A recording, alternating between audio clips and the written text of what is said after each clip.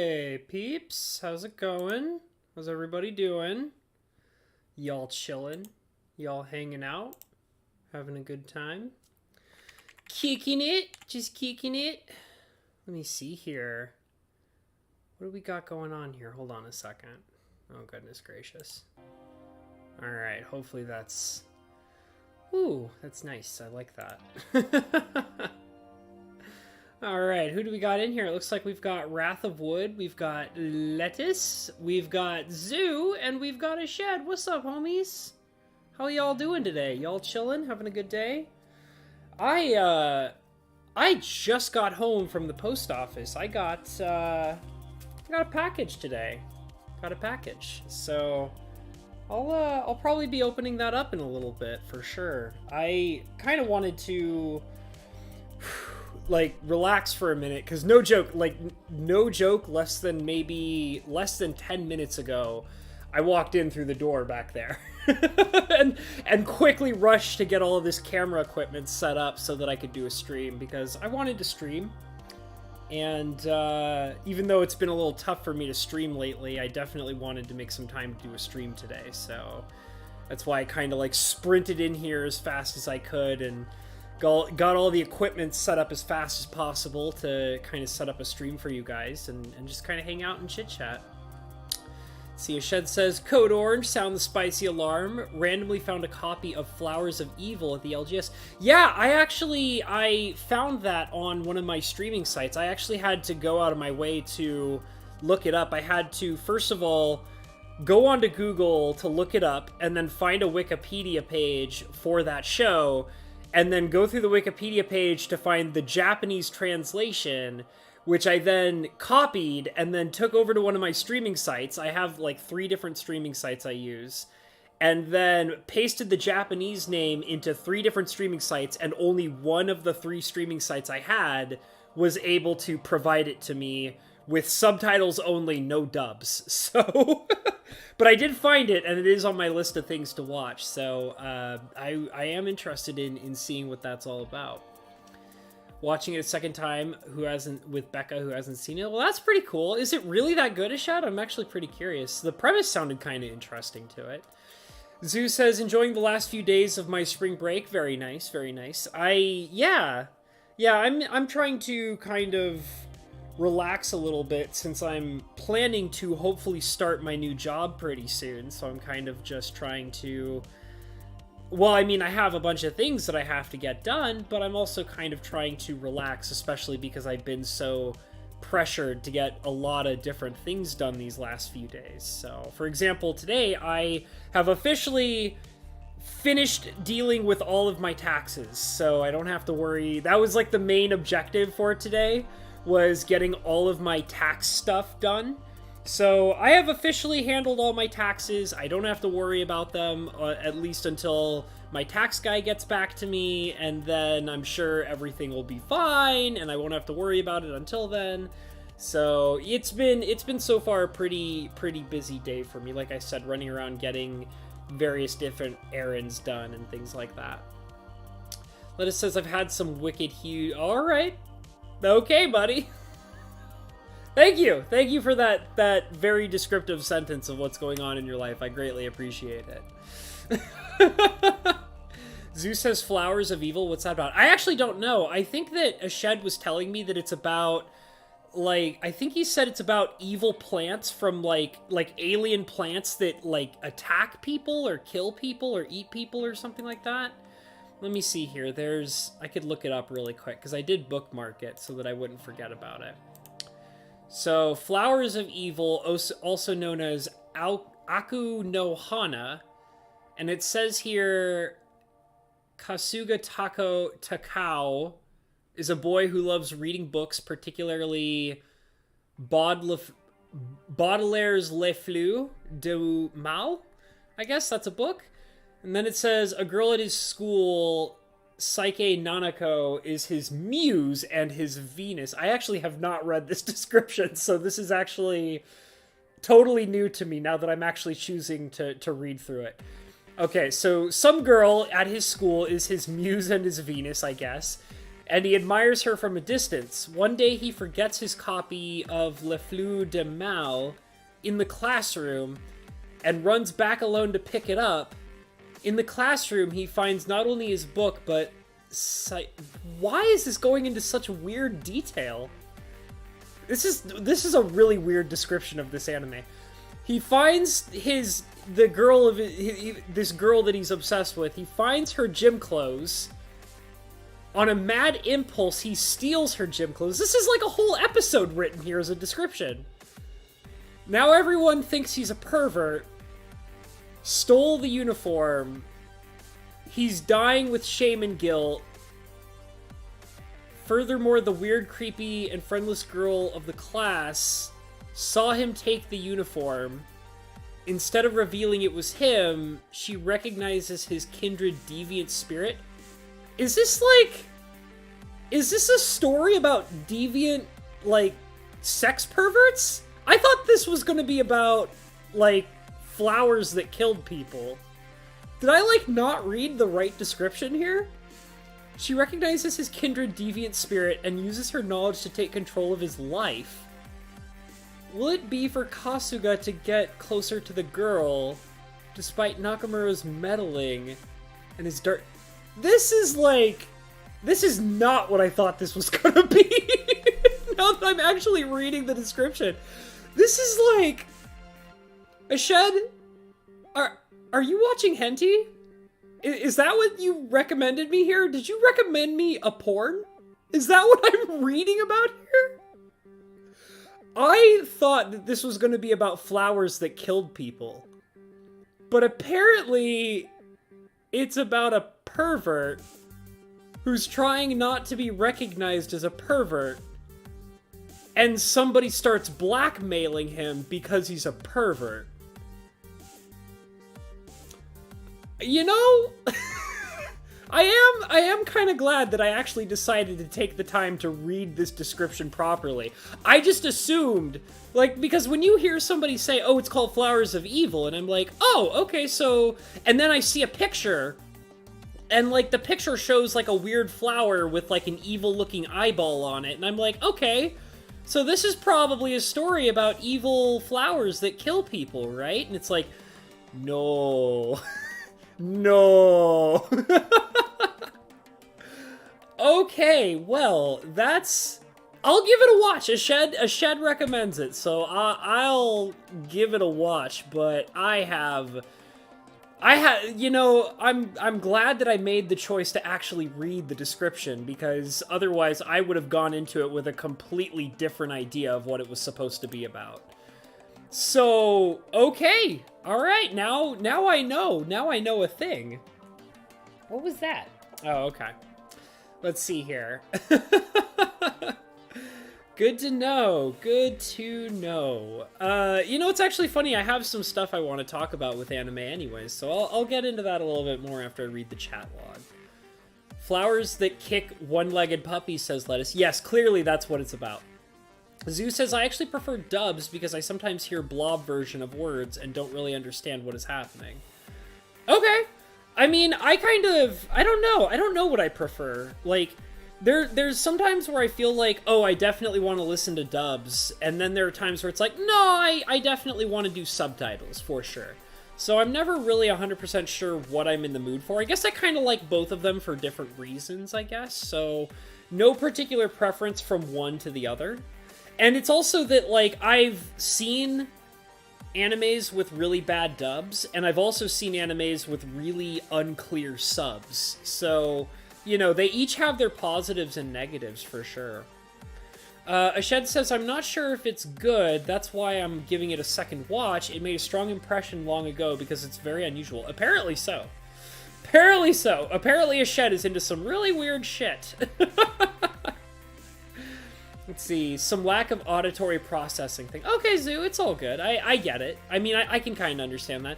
I feel like that sometimes I can keep up with subtitles better than I can keep up with dubs, and that's something that I've been recognizing more and more recently because I've been kind of swapping off between subtitles and dubs a lot, is sometimes, like, when I'm watching and listening a dubbed over anime, I'm keeping track of like everything going on at the pace that it is being presented to me.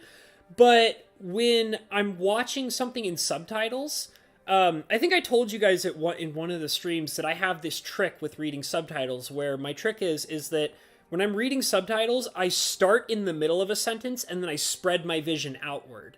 And that allows me to absorb all the words faster, and then I can break it down in my mind and process it into a coherent sentence. So because of that, what I can do is I can, start in the middle, absorb all the information, process it quickly without having to go at the pace of reading a sentence properly.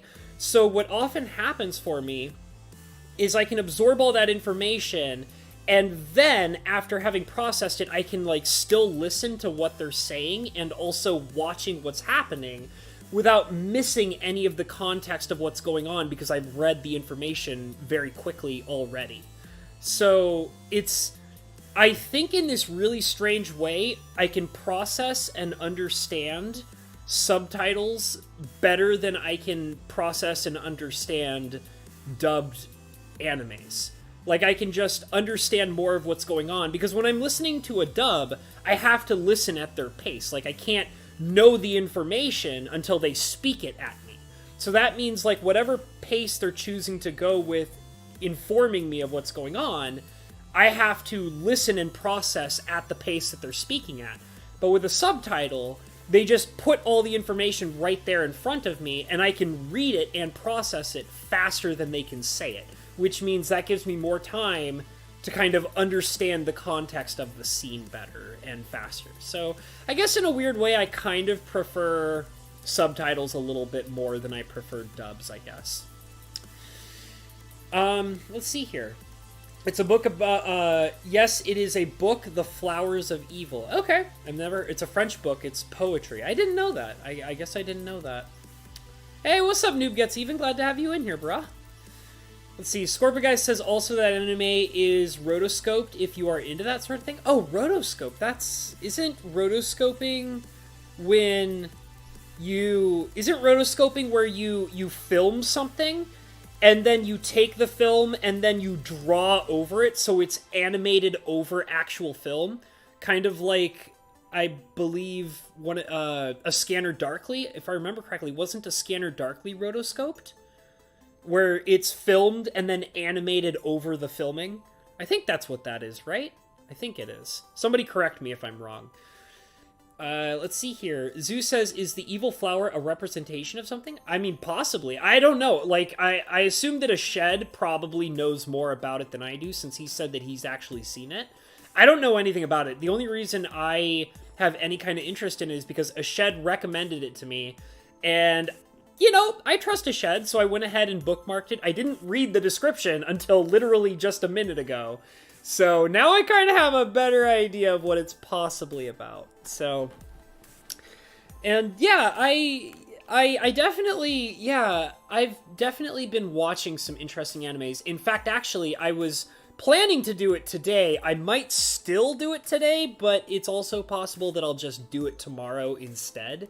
I actually plan on doing a video, another video, probably about 10 to 15 minutes long, about a anime that I just finished watching that has made a humongous impression on me. So much so that I have to make a video on it, clearly.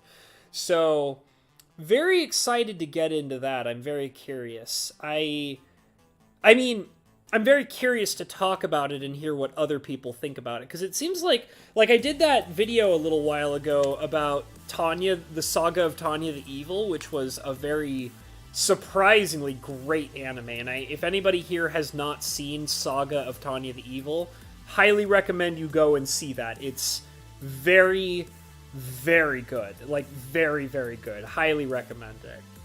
But it was so good that I had to do a little 10 to 12 minute video talking about it.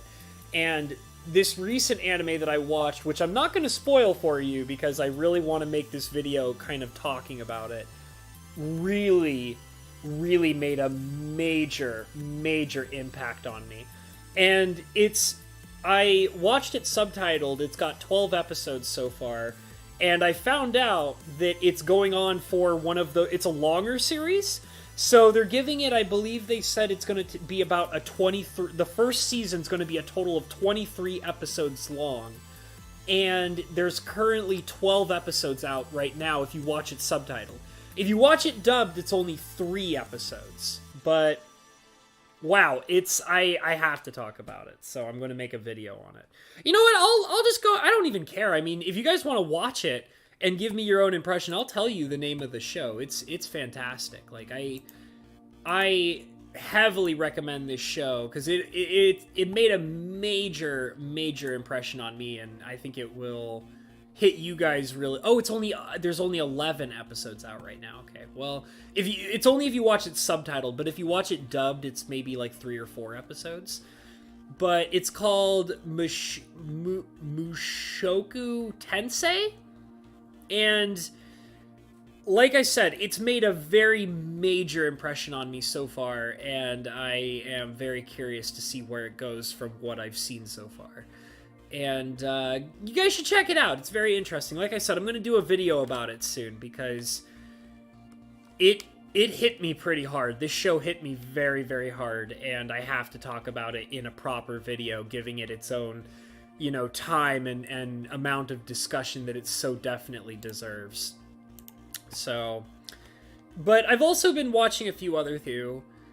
I've been watching this one anime that's really bad, but like not in a fun way. And I've watched about 4 episodes of it, and I don't think I can continue watching it. I bookmarked it anyways because I thought that I might try to watch more, but it's so hard to watch. And it's not even like, remember I was talking about an anime a while ago where it was really bad, but it was funny because it was bad? This is not like that. This anime that I've been watching these last couple of days is bad in the way where it's like painful to watch, like it's hard to watch. It's a brand new one too. Let me see here. I think I still have it bookmarked. Let's see. Yeah, it's called Hortensia Saga. So I've been watching this not very good anime called Hortensia Saga. And I think I'm only on episode 4. Yeah, episode 4 here is bookmarked. And I don't even know if I can get into episode 4. I bookmarked it in case I thought about it, but it was like, it's bad, but what's really interesting is that it fascinated me about how bad it is, because it's almost like it's watching this show called Hortensia Saga is almost like when I've been watching it, it's been like a study into like so this anime has a really good setting, and the characters are okay. They're not fantastic, but they're okay. And there's all this depth into the world that they've built, and the kingdoms, and the various different settings that they have. And they have like a complex timeline with various different events, and they have interesting locations with interesting backstories. And like, when you're watching the show Hortensia Saga, you can tell that they've put all this thought and depth into their setting and their background and like the world they're building. But the show is ruined by it's totally ruined by the pacing. It's really weird because it's fascinating when you can see it and you're just like, wow, like if they could get the pacing of this anime down better, and if they could work on their characters just a wee bit more, this could be a really great show. But it's not. Like, it's so weird. They do the first thing that's atrocious about the show is that the pacing is way bad. Like, sometimes they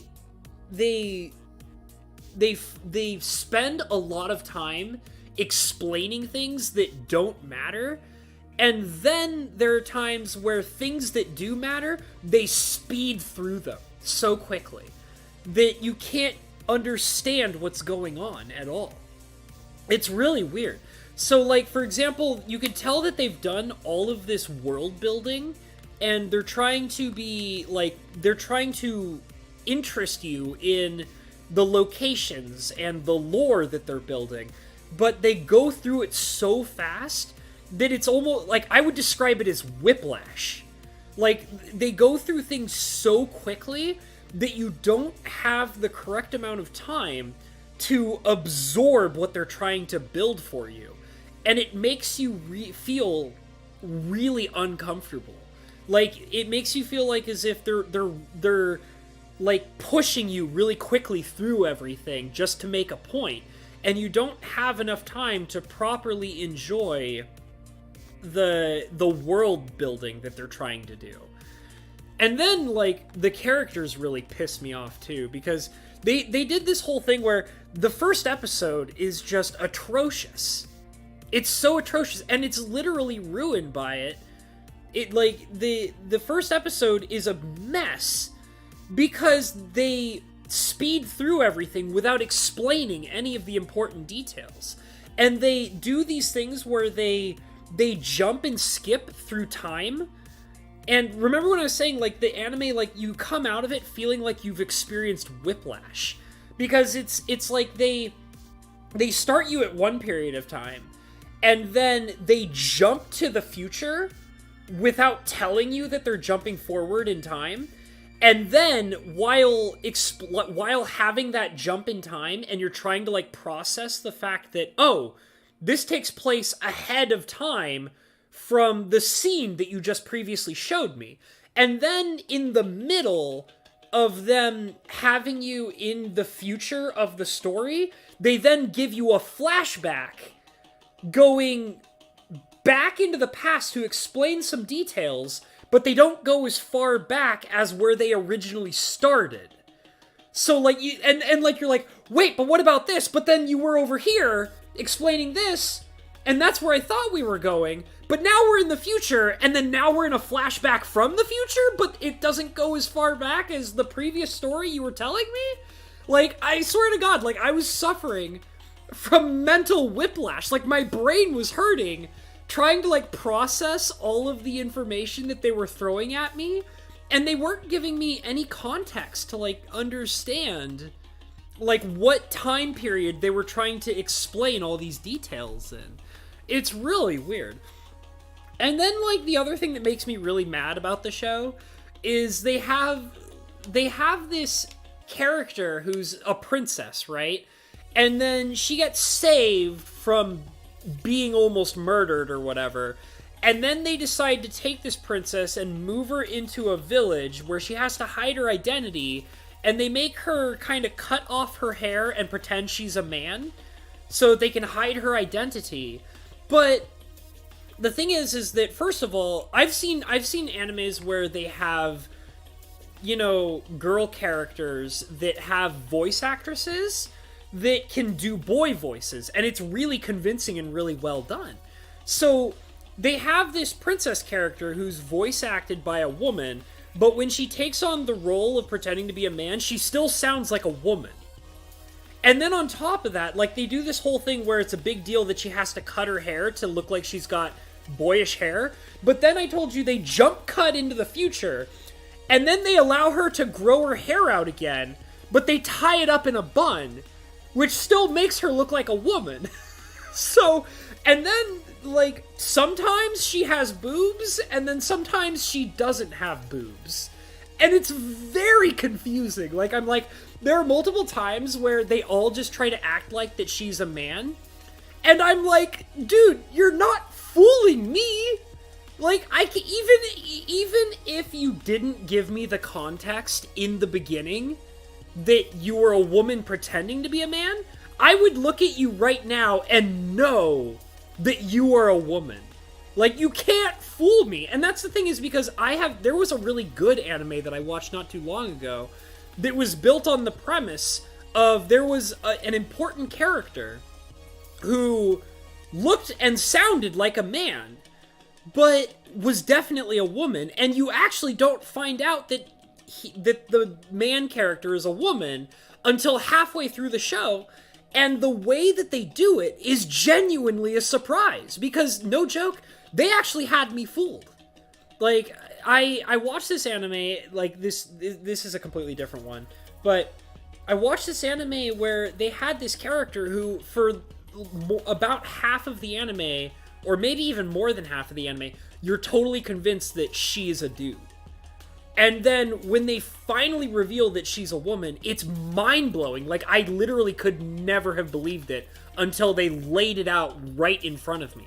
I wasn't able to figure out that she was a woman until the episode right before they revealed that she was a woman. And it was really well done. This anime that I'm talking about, Hortensia Saga, could not do that. Like, there's never a moment ever throughout the entire story where you're ever convinced that she's actually a dude. It's ridiculous. And there are even moments where I'm convinced that everybody around her is a moron because they don't realize that the dude is a girl. It's crazy. So like I said, I don't know if I'll be able to finish watching it, but I've been like slugging through it. I watched 3 episodes, and that's another part of it too. Like I was talking about the mental whiplash of the show. So in the first episode, they do all this back and forth between like the past and the present and the future, and you're not sure what's the present and what's the past. And then they kind of like do all these things where like they're trying to explain this rebellion and why the princess has to run away and pretend that she's a man.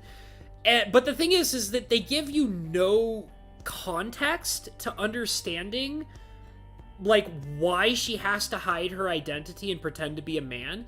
And the worst part is that was something that was bugging me all through the first episode, continued on into the second episode, and then they finally decide to explain to you why she has to hide her identity in the third episode. And I'm like, guys, you should have explained that to me when it mattered in the first episode. Like, I shouldn't have to wait 3 episodes to find out that information, considering that your whole plot revolves around the idea that in the first episode, this princess has to pretend that she's a man and hide her identity. Like, that's an important plot point in the very first episode that has to have context, like, right then and there in the first episode. Because otherwise, it's just nonsense. It doesn't make any sense at all. And then you choose to not explain it until the third episode. But all that information is extremely relevant and important in the very first episode. Like, ah! Ah! Oh my god, I don't know why I'll probably give up on it though, because it's so frustrating to watch it. And like I said, the worst part is the fact that they keep doing all these jump cuts through time that make no sense. And then, like, they want to build this beautiful and interesting world, but they rush through everything and you don't get the time to enjoy it and absorb it for what it is. It's ridiculous.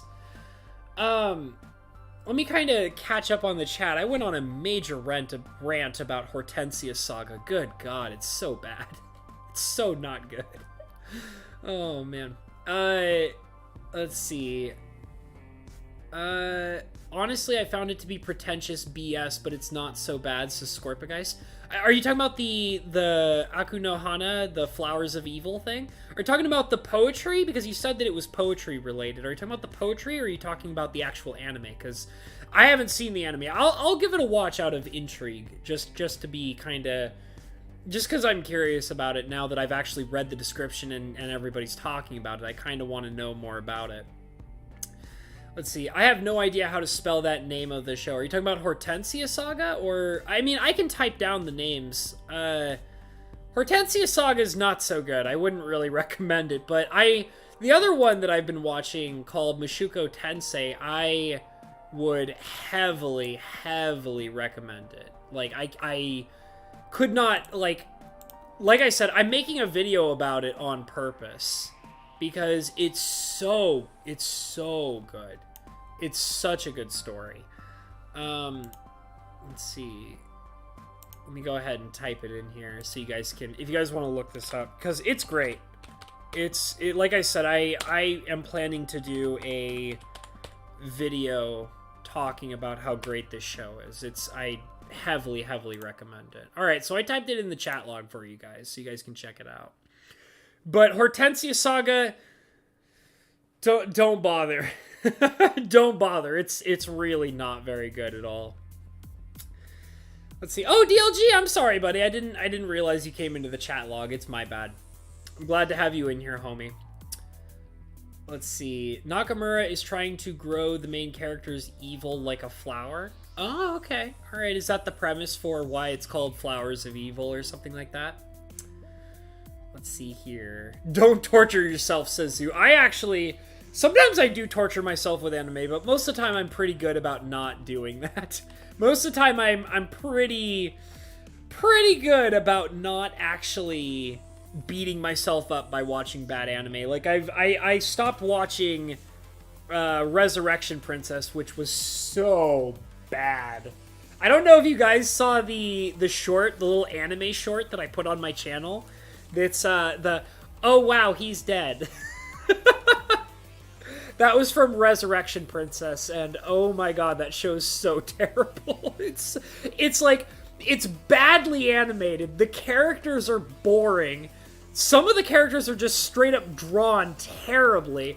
The dubbing is awful. If you guys can't tell by that short that I posted on my channel, the dubbing is just so bad. It's so bad. I watched 3 episodes of that, and I barely made it through the 3rd episode. I barely made it through the 3rd episode. It was so freaking terrible. Oh, goodness gracious. It was so bad. And I've also, like I said, I think there was an anime that I watched where I couldn't even get through. I think I watched 2 episodes of it, and I was just like, oh my god, I can't do this anymore. There was an anime, I think it was called Conception, and oh god, it was so bad. It was so bad.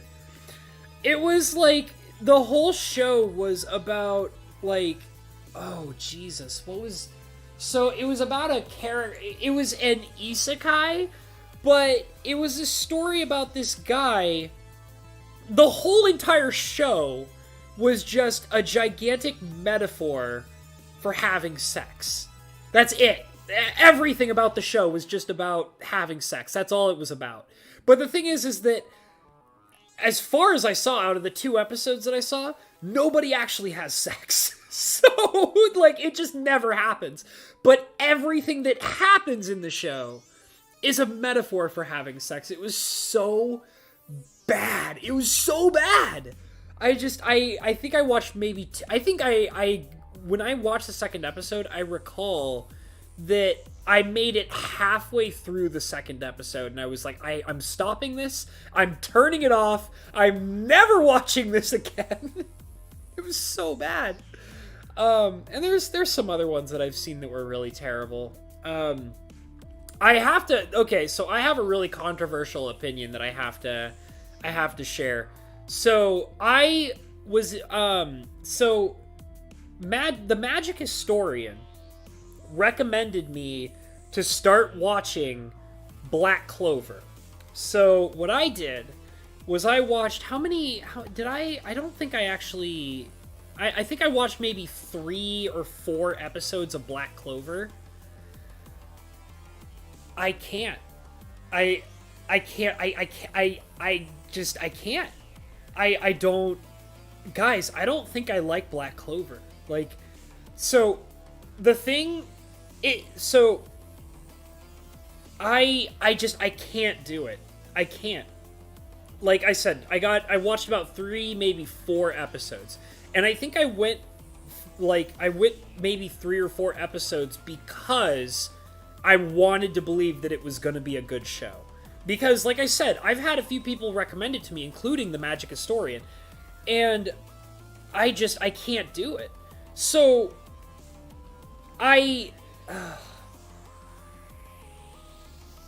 it's hard to explain. So the first thing that really majorly, first of all, my first major pet peeve about Black Clover is I can't stand the main characters. I hate them. I hate them. Oh my god, do I hate the main characters. I hate all of the characters. I hate them. I can't stand them. Like, I hate the Black Clover main character. I hate the Four-Leaf Clover main character. I hate the priest character who's like the father. I hate the nun character who's like the calm womanly character or whatever who watches over everybody. All of the little individual children characters that are kind of like, you know, influencing the main characters, I hate them. I can't stand any of the characters in the show. I think they're terrible. And the two main characters are the worst. Oh my god, I hate them. So, like, first of all, the main Black Clover character is the most obnoxious character. Every time he says anything, I want to punch his little face. Oh my god, every time he says something or does something or anything that he does, I just want to punch him in the face. I hate him. And then, like, the other character, the Four-Leaf Clover character, I hate him too. He's like, oh, life is so hard, and I'm just so dark and brooding, and I will be the best because I'm clearly talented, but I'm so humble in how talented I am, and but meanwhile in my humbleness, I'm so clearly better than everybody else around me, and I will constantly prove that I am the best character in all of existence because I'm so humble, and yet I'm so brooding, because the world is so terrible and awful, but I am here to make it so much better for everybody. But clearly, I'm so much more humble and better and calm and brooding than the Black Clover character who's so obnoxious and loud and rude and annoying. And it's like, dude, you are terrible. Shut up and get over yourself. Like, oh my god. I hate these characters. I hate all of them. And then, like they had, like, a kid character who's like, I don't believe in people accomplishing their dreams, and I refuse to follow my dreams because dreams are just not something you can follow and believe in. And if you, Black Clover Kid, and you, Four-Leaf Clover Kid, can accomplish your dreams, then maybe I'll pretend to have my own dreams someday. And it's like, shut up and get over yourself. Grow the hell up, and just shut up and follow your dreams, and don't drag anybody else into it. Like, good God, get over yourself. Like, oh my god. They're terrible. I'm sorry. I understand that Black Clover is this huge deal and everybody loves it, I guess, but oh my god, I can't stand it, you guys. I think Black Clover is terrible. The other thing that I can't stand, that is really, and like, I went into the show with a huge open mind. I really did. I was like, okay, tons of people have recommended it to me. It seems like it's this long, ongoing series, but you know what? That doesn't mean it's bad. Like, I mean, you know, Full Metal Alchemist was a long, ongoing series, and that show was great, you know? So, like, you know, and there's multiple other shows that I've watched that have been long, ongoing series that were great. Sure, there's a bunch that are really bad, but, you know, that doesn't mean I can automatically judge it just because it's a longer, ongoing series, so, you know, it can't be that bad. So, I am getting the worst Naruto vibes. And like, Naruto and One Piece and Bleach. Like, I hate those shows. I hate Naruto. I hate Bleach. Oh my god, I actually hate Bleach more than I hate Naruto. and I hate One Piece. I hate those shows. And Black Clover, just the few episodes that I've seen just remind me of like more so than any of the others. It makes me, every time I've watched an episode of Black Clover, I just felt like I was watching an episode of Naruto. Like, I was like, this is just Naruto. This is just Naruto, but replace all the ninjas with wizards, you know? Like, that's what it felt like to me constantly. And, like, that left the worst taste in my mouth, because I hate Naruto. I hate it. Like, and Naruto is the same thing. Believe it! Like, you know, like, the characters in Naruto, like, because Naruto is, if you think about it, compare the Black Clover character to Naruto. They're the same character. They're obnoxious, they're rude, they're, like, annoying, and, like, they're this kind of, like, oh, he's just outgoing and exciting, and it's like, no, he's rude and obnoxious and annoying. Like, that's what Naruto is, and that's what the Black Clover kid is. And then the Four-Leaf Clover kid, who's all brooding and calm and dark and secretly, like, a good person at heart, but he's so brooding and dark and just misunderstood. He's just Sasuke. He's just Sasuke. That's all he is. He's the Sasuke character in Naruto. Like, it's just cut and paste. Like, just like I said, turn all the ninjas into wizards, and Naruto is just automatically Black Clover, and Black Clover is Naruto. Like, I can't, you guys. I'm sorry. I mean, I gave up on it. Like, I mean, I still have it bookmarked in case I want to try again. But, oh my goodness. Oh my goodness. I can't do it. I can't do Black Clover, guys. I can't. It's just, every episode, I'm like, shut up! Shut up! That's like me at the end of every episode of Black Clover. I'm just like, oh my god, I want to smack these people. Like, oh god. It's so bad. It's so bad. I can't do it, you guys. I can't do Black Clover. Zeus says, I watch the weirdest things when I'm sick, mostly choose them based off of how colorful the cover is. Okay. I mean, I usually like to read about it, and I watch some various different YouTube channels that usually recommend me anime, so that really helps me out a lot when I'm trying to figure out what kind of series I want to pick up. Also, sometimes I just explore. Like, I'll just kind of, like, go into the indexes of some of the anime streaming services that I use, and I'll just kind of filter through the index, and every once in a while I'll find a title that sounds kind of interesting. Or, like, because, I mean, and mind you, some of them are just straight up Japanese, so I'm just like, this one kind of, like, Mushoku Tensei.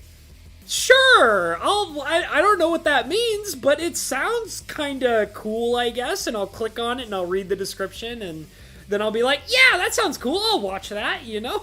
So, yeah, I just kind of, like, you know, try random things, and like I said, I have a rule, which is, if I watch 3 episodes of an anime, and I don't like it after 3 episodes, I'm done. Like, I won't watch anymore. And it's very rare for me to, like, sometimes, like I said, there's some animes where, like, I'll watch, like, 1, maybe 2 episodes, and I'm like, nope! But that's pretty rare. Usually I can make it to about 3 episodes before I start passing judgment on it. Dragon Slayer says, sounds like I need to check out Black Clover to see for myself. Yeah, I mean, I'll be honest, if you like, you know, if you like Naruto, if you like One Piece, if you like Bleach, I guess, you know, especially, I would mostly say, if you're a big fan of Naruto, you're gonna love Black Clover. Because it's just, I really think it's just Naruto in wizard costumes. Like, that's legitimately my opinion of Black Clover. It's Naruto with wizards. Like, that's what it feels like to me. DLG says, are you talking about early Naruto or grouping Shippuden? I've never seen Shippuden or Boruto. Like, Boruto. I've never seen Shippuden, and I've never seen Boruto. I've seen the first, like, 3 seasons of Naruto, I think. And mind you, I watched those when I was a kid. Like, not a kid. I watched those when I was a young teenager. And after the 3rd season, I just was like, I don't want to watch this anymore. Like, I literally grew out of it. That's the only explanation I had. I started, because I was watching Naruto, and that was also, when in my early teens, when I was watching Naruto, I started getting into watching, anime like how I consume it now, which is like, watching, single seasons that are like 12 episodes or so long or whatever. And then I started finding like really good anime that was like really well written, great character design, good setting, and things like that. And it's like after watching those for a while, I just like started reflecting on watching Naruto, and I'm like, Naruto's not cutting it for me anymore. So I gave up on it because I think I remember the last season I watched was like the very first like tournament saga, I think. I kind of remember watching stuff about Gaara. Was Gaara early? I don't remember. Gaara was like the sand dude who was like evil or whatever, right? He controlled all the sand and stuff like that. I remember him as well. There was a whole saga built around him. I remember like the first tournament saga, and I remember Gaara the evil sand boy or whatever. The kid who likes to build sand castles with magic sand. So that's what I remember from Naruto, and it's been a long time, so I can't even really tell you everything about it. Oh, Maz, I'm sorry. I'm sorry. I didn't see you get in the chat log. I noticed you now. I'm sorry. Glad to have you in here, Maz. Thank you for coming in and hanging out. Yeah, I did skip a few sentences. I'm sorry.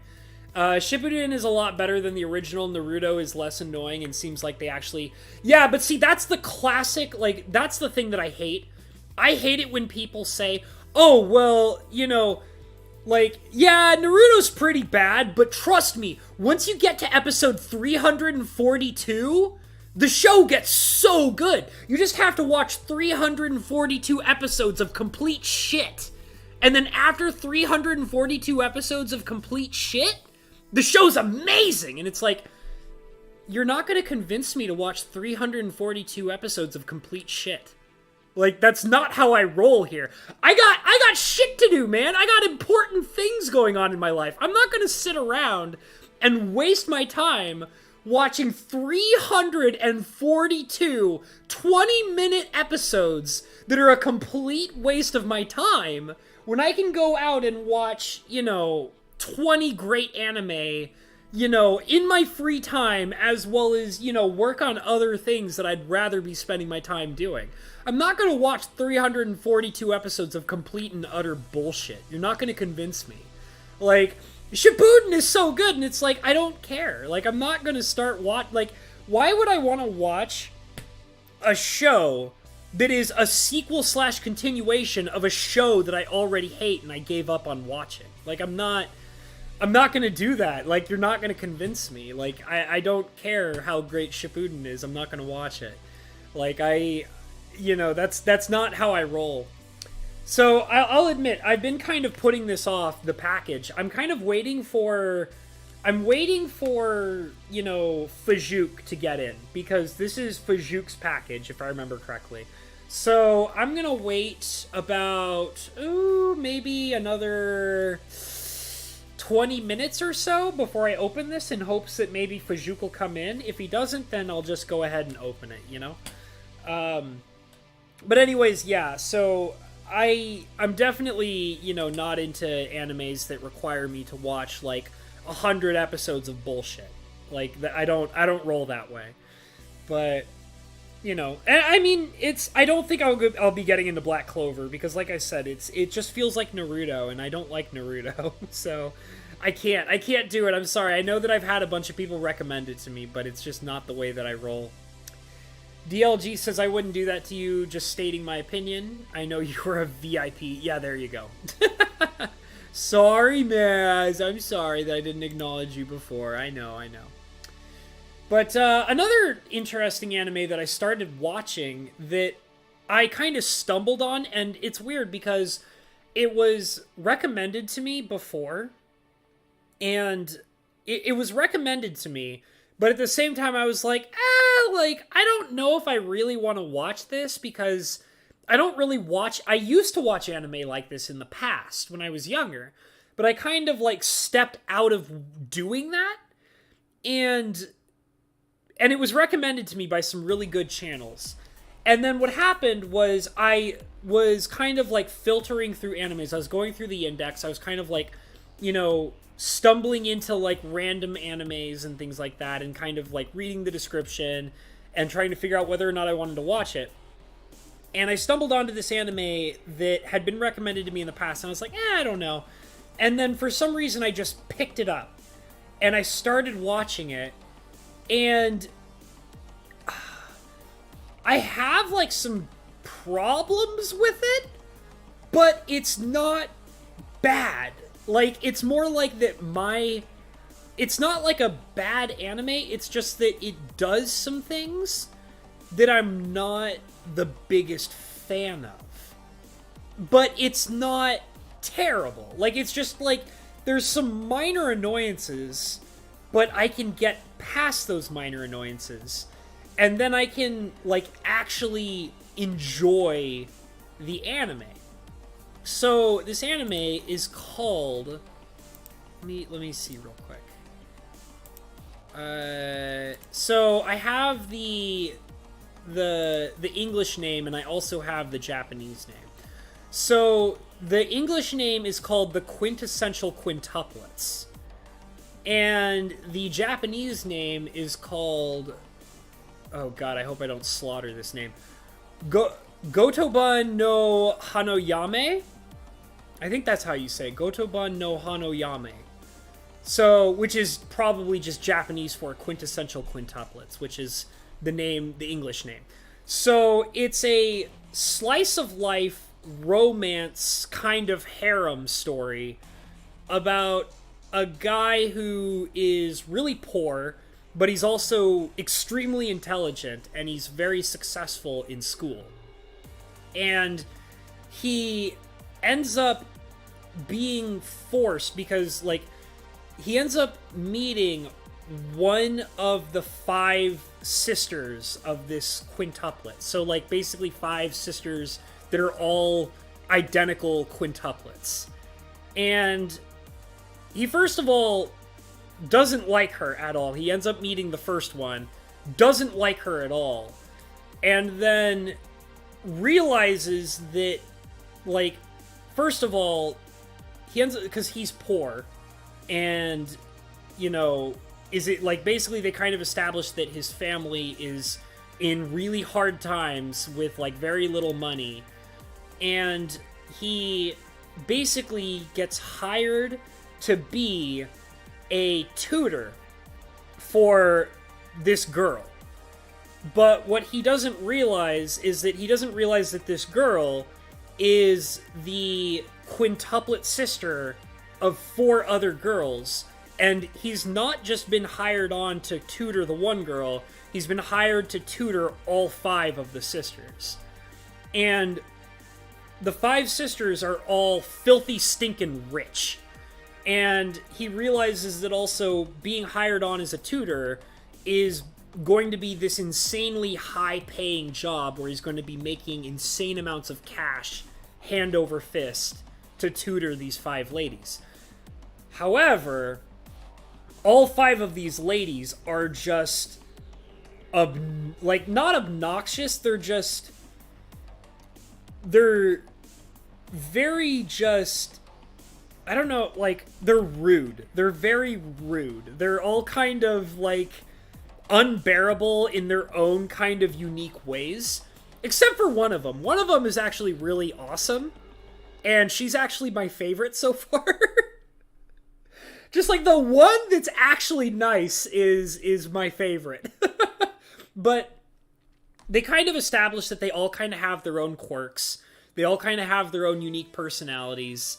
And they're all very bad in school, I guess. So they're all very kind of dumb. They're intelligent, you know, socially, but they're idiots academically. So, and like, they all kind of have their own quirks, and they all kind of have their own problems. And it's just kind of fun. Like, I think I've watched, like, 3 episodes of it. And, like, my only problem with the show has been how rude each of the individual ladies can be. But at the same time, like, the reason why I'm okay with it, despite the fact that it annoys me, is the fact that I have to acknowledge that that's the point. You know, like, these ladies are supposed to be, you know, rude and not nice. Like, that's literally the point of what's happening in the story. And, like, he kind of has to, like, and I mean, it is a love story, I guess, but it's also, like, what I really like about it, I think I've told you guys before that I love really wholesome stories. Like, I love animes that just have wholesomeness to them. And, like, that goes beyond the romance trope. Like, yeah, you know, you can have your romantic story, and yeah, romance can be wholesome and all that, but, like, I always try to kind of, like, throw that to the side. I don't see romance necessarily on its own being wholesome, but I love it when, like, for example, my favorite thing is when you watch an anime and you see characters that are friends that are legitimately being friends to one another, like in a really realistic way where they're like bonding over something as, you know, friend to friend.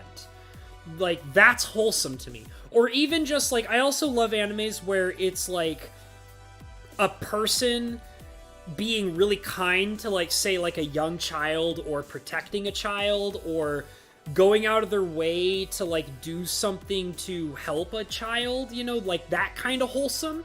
Like, I love wholesome stuff, I really do. So, like, and that's one of the things that has, like, kind of grabbed my attention with the quintessential the quintessential quintuplets, is it's very wholesome. Like, because it's not about romance. Like, even though it is a romance story, he's not, like, trying to, like, fall in love with each of these girls. He's not trying to romance every single one of these girls. He's trying to help them be better academically, but he's also trying to help them be better people as well, because they're rude. Most of them are really rude, or they're very, like, out of touch with, like, other people around them and themselves and things like that. And, like, and the thing is that's really nice too is that it's like a give and take kind of relationship with him and all these ladies as well, where it's that, like, he's, you know, he's helping them to be better people, but also, like, he has his own problems as well.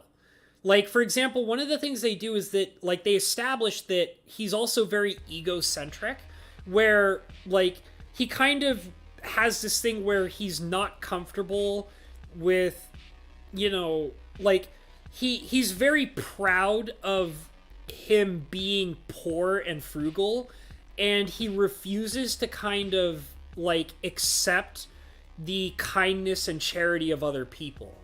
And you can tell that, and, like, that drives his ego in the story. Like, especially in the first episode, it really kind of shows that he's built an ego around the fact that he's poor, and he knows how to manage his lack of money and his lack of, you know, wealth and status.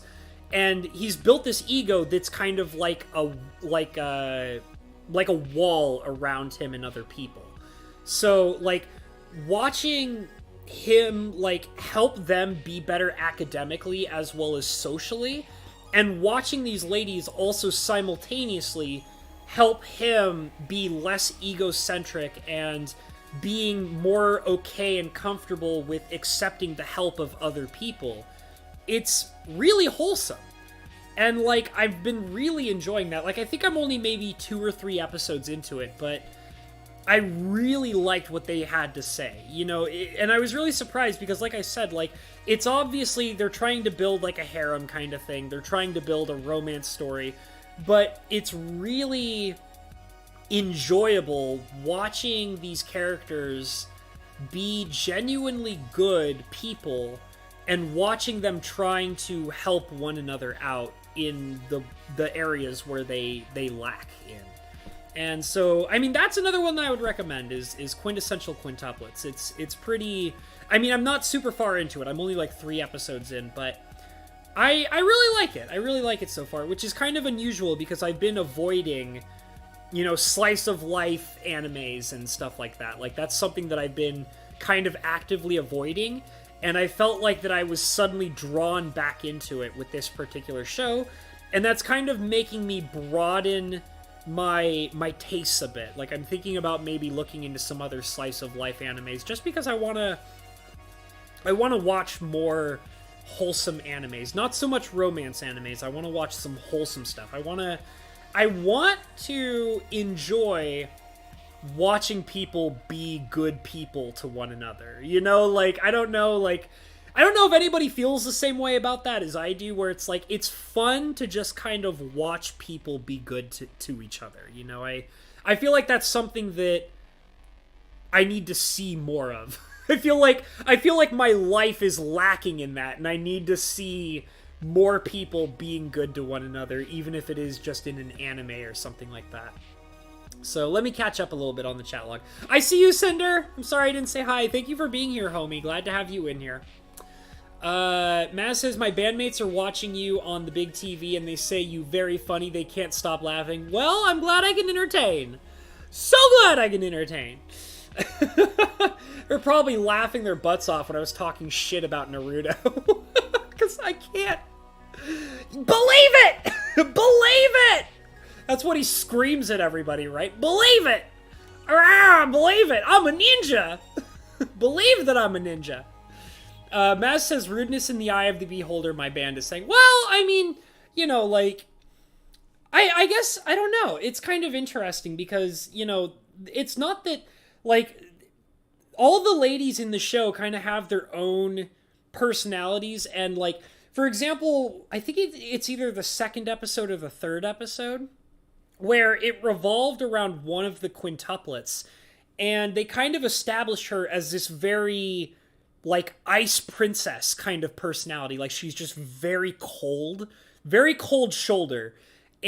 But they also, like, as the main character kind of gets to know her, like, he ends up realizing that, yes, she's kind of an ice princess and she's very cold, but she's very heatedly passionate about one particular thing.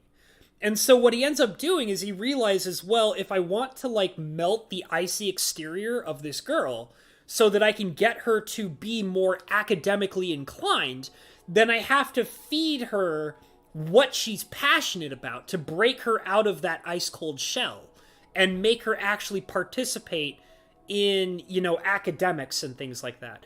And it's really interesting watching the one quintuplet who's kind of an ice princess, and watching him kind of, like, have to, like, learn to interact with her. And it's really interesting because there's even this whole dynamic between them where he, you know, makes a lot of progress with her, but then he ends up screwing up because he didn't fully understand her passion in the way that he originally thought he did. And he ends up having to start over from square one again. And he has to, like, work really hard to kind of learn the information that he needs to know in order to get her to, like, open up and be more passionate about school and academics so that he can make progress with her. And, like, it's really interesting. Like, it's literally watching, like, you know, it's literally watching the process of two people that are basically from two completely different worlds who speak two completely different languages, and they're trying, it's like watching them break, you know, that barrier to become friends. You know, it's really good. Like, I was really surprised by how good it was. And like I said, like, I really liked watching the characters just learn to become good people. Like, that's what I really liked about it. Let's see here. Maz says, I'm having mac and cheese. Well, that sounds really good. Oh, with ham in it? Like, fry up the ham in a pan, and then, like, cut it into little pieces, and then throw it in mac and cheese. That sounds really good. I'd be down for that. Bofalga says, Fajouk, where are you at? I know you sent Hobbs a Faithless Looting with that. Oh, man. If I got sent a Faithless Looting in this package, I'll hang it up on my wall. I'll frame it. I'll, you know, like, in the fanciest frame I could possibly buy. I'll mount it on the wall in the entryway, which is, like, right there. And then everybody can see it when they walk in the front door. Yeah, I'll probably have to open it. Like I said, it's almost at that point where I'll be opening it whether he's here or not. I would really appreciate if he was actually here to see me open it, but that's okay. I'm sure that knowing him, he sometimes like to watch the things on the backlog, and that's totally fine. So I promise I'll open it up in just a few minutes. But yeah, so Quintessential Quintuplets is pretty good, and it also makes me curious because, like I said, I was kind of avoiding some slice of life animes, and I had a bunch that were recommended to me. And now that I have been, you know, kind of had my eyes open by this one that I'm watching, it makes me curious about some of the other ones that I was avoiding because they were slice of lives, even though they were heavily recommended to me. So I'm definitely very curious about it. Like I said, I definitely, like, I'm really getting into the idea of making videos about these animes and things like that, just because, like, they're fun to talk about. Like, here I am, I've been, like, what, sitting here for an hour now just talking about anime? It's fun to talk about. Like, I've really been enjoying it a lot, and just kind of, like, reviewing it with, you know, the mentality of, like, I would if I was, like, a moviegoer or watching any other television show, or even, like, talking about books or something like that. Which I'll admit, I've been falling behind on reading. I haven't been reading very much lately. That's the thing, is all this time I've been spending at home, like, you would think I would have more time for reading, and I really don't.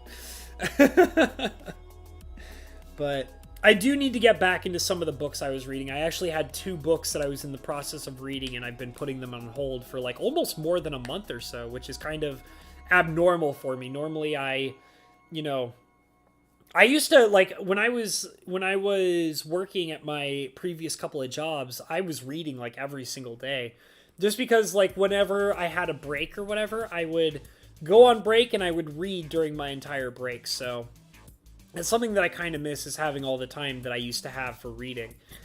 But, I mean, I've been working on all sorts of other projects, though. Like, well, I mean, obviously, as you guys can tell with my slow roll on content these last few days, I have definitely been kind of falling behind on content creation.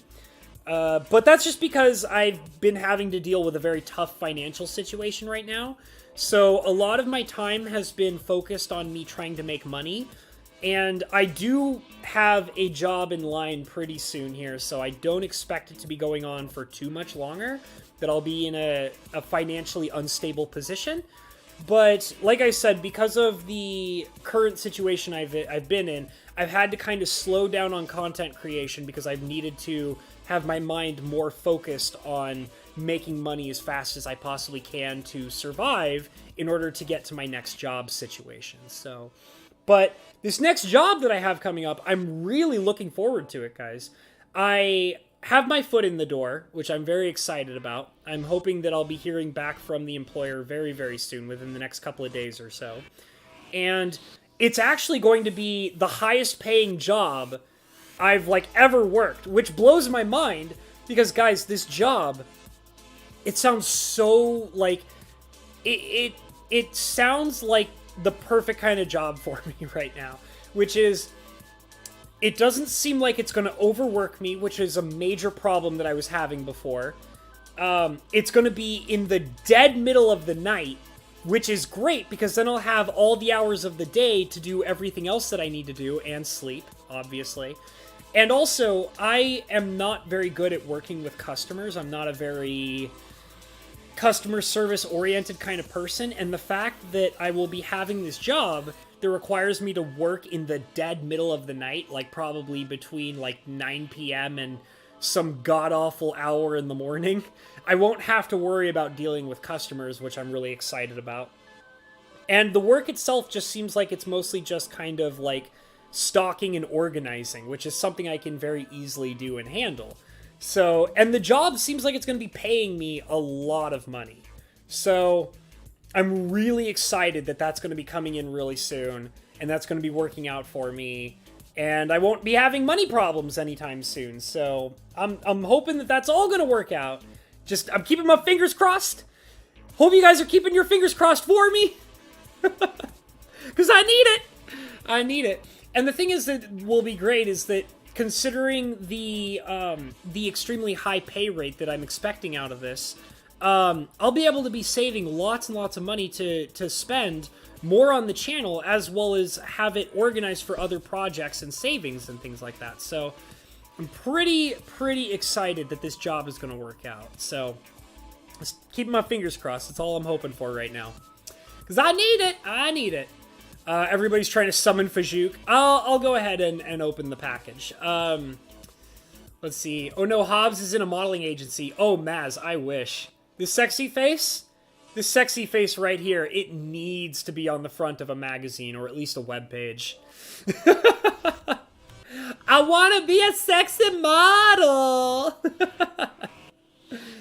Oh, you hating on my butt onions, girl? Don't you challenge me. My butt onions are amazing, and you're just jelly. You're just jelly of my butt onions. All right, so I got my package here. I got my sharp knife here. And we're going to go ahead and see what Fajouk sent us. I am very curious what he sent me. I think I recall him telling me, but I don't remember what he actually said that he sent me. The package is labeled as holding cards. So, with a value label of about $6. So, that's kind of interesting. So, let's see here. Let's see what we got. Oh, the package is better wrapped than I thought it was. Okay, pull out the knife again. Alright. Trying my best here to get this guy open. Come on. Come on. I have no idea. I'm trying to be careful with this also. Okay, I think I got a good cut on it this time. Alright, let's see what we got going on here. Maybe I should kind of... I don't know if I should slice it down the middle or not. Let's see, maybe if I kind of... There, just kind of slice it down this side just a little bit. That might help as well. Let's see. Ooh! Ooh! I think I know what it is. Ooh! Eh! I think I know. I think I know what I got. I think I know what I got. Oh, man. Dude, I have not opened up anything like this since I was like a kid. Who the hell is this thing on the front? Okay, so I got a booster pack of Pokemon cards. Check it out, guys. I got a booster pack of Pokemons. So, here's the thing. I stopped playing Pokemon after Sun and Moon. So, like, after Sun and Moon came out, I have never played Pokemon. I don't know anything about Pokemon after Sun and Moon. So, I see this dude on the front. This guy. I have no idea who he is. I have never seen this guy before. Let's see. So, it's called Pokemon Sword and Shield Vivid Voltage. Okay. So yeah, I don't know anything about Sword and Shield. I have no idea who the hell this guy is on the front. He looks like a... I have no idea what he's supposed to be. So he looks like he's got like an owl face. So like he looks like an owl kind of. Like it looks like a beak, right? That's a beak. And he looks like he's got like an owl face. But he also looks like he's like a bear. And I think he's got, like, vines and leaves on him, so I assume he's, like, a grass-type Pokemon, I assume? Well, that's kind of cool. I'm kind of down for that. Well, you know what, guys? What I think I'm going to do is I'm going to actually open this as a short instead of opening it on stream. So, I will probably do a short where I just try to open this as fast as I possibly can and see what happens. And, yeah, so if you want to see me open this, you're going to have to wait until I release a short. But yeah, cool Pokemon cards. Dude, I have not opened Pokemon cards since I was, like, a kid. Dead serious. I have my Charizard over here. A little Charizard. You guys see my Charizard? Bam! There he is in all of his grand glory. Foil Charizard. Proud of that guy. I also have some other cool Pokemon cards from my past, but that guy's always on display on my little shelf here. Oh no, Ash Ketchum, you fell over. Dude, this is like the worst Ash Ketchum ever. Look at this guy. Hey, I'm Ash Ketchum. I lose in every Pokemon fight ever. But at least I'm friends with all of my Pokemon, because that way, when we lose constantly, at least we have the power of friendship. Yay, friends! And also, my rival Gary Oak is so much cooler than I am. Have you seen that guy? He drives a goddamn like Mercedes-Benz with all sorts of hot ladies in it. And he's like only like 12 years old. But me, I'm eternally 10 and I suck at everything I do, but for some reason, there's a whole show built around me and the power of being friends with all my little Pokemon. Yay, losing every battle. Hooray me. There you go. Ash Ketchum, you suck, bruh. DLG says, I bet that package is in better shape than the last one Perp got. Yeah, it was actually. It was really wrapped really nicely. Like it's wrapped pretty well, surprisingly. It was covered in tape, but really well packaged. Maz says, Pikaman cards just became level 40 in Pokemon Go today. That's cool.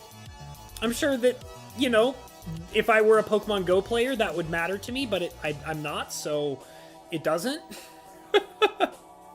I don't even think I have Pokemon Go on my phone anymore. Let me see. I'm just gonna check real quick if it's still in my apps.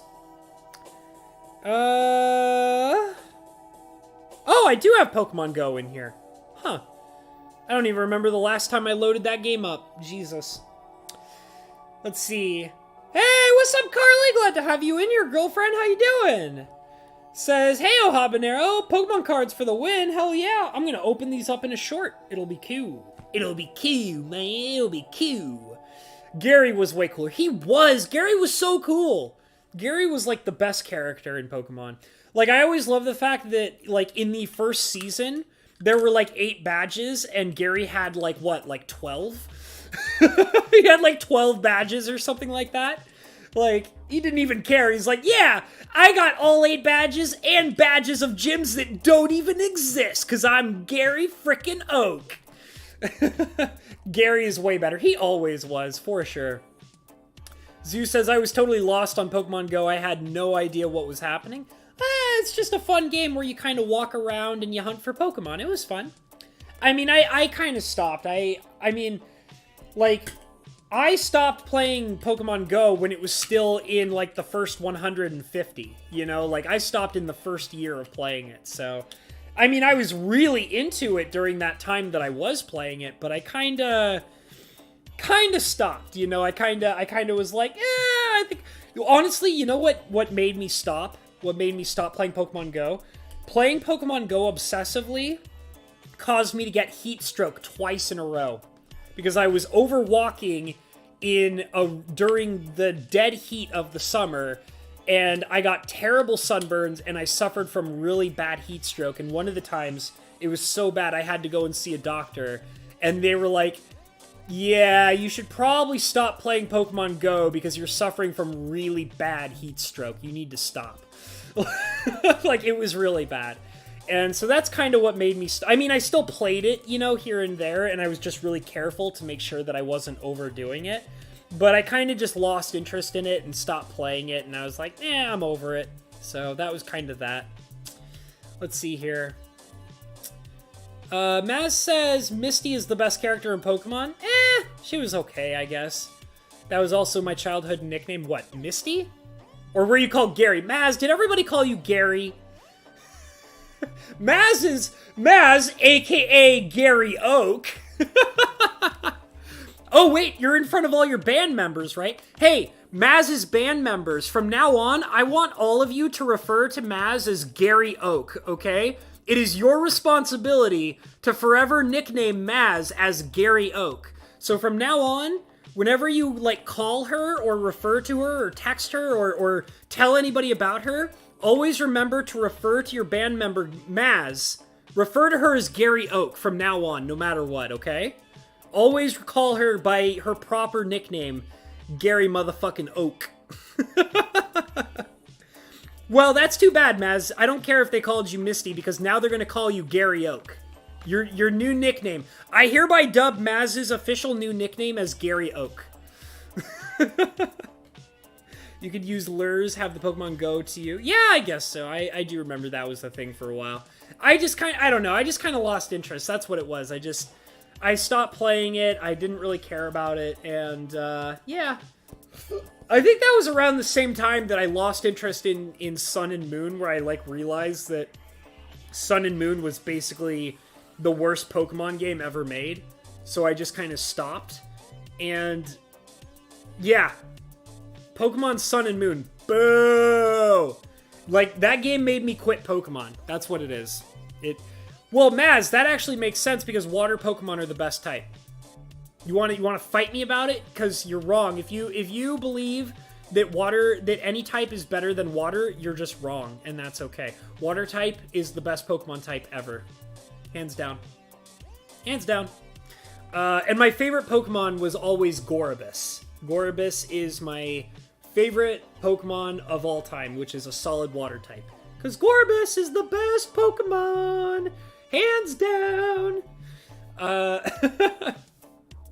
Mr. Hachette is saying to Carly that Becca and him are doing great. Got her card for the dispensary. Ooh! Ooh! And have been in a good mood since. Yeah, I bet. That's hilarious. Damn you, Habby, they're teasing me, calling me Gary now.